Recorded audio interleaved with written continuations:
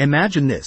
A time when our vast, expansive universe existed in a state smaller than an atomic particle.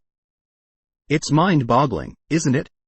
We often find it difficult to wrap our heads around the sheer scale and complexity of the cosmos, but at its inception, it was concentrated into an unimaginably minuscule point.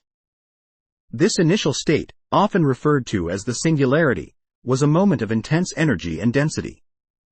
It was a time before stars, galaxies, and even the fundamental building blocks of matter as we know them today. Everything we see around us, from the grandeur of nebulas to the intricate structures of organisms, was once compressed into this infinitesimally small space. As the universe expanded, it underwent a remarkable transformation.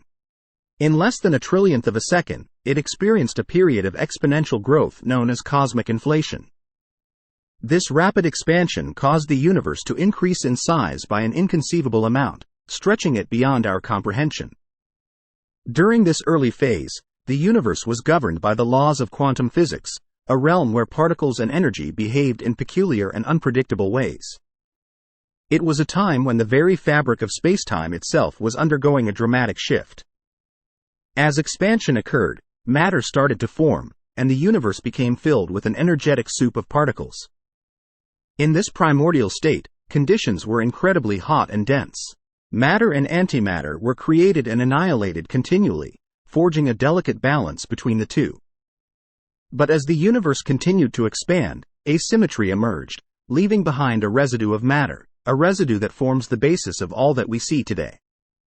From this humble beginning, our universe has evolved and flourished into the myriad wonders that we observe.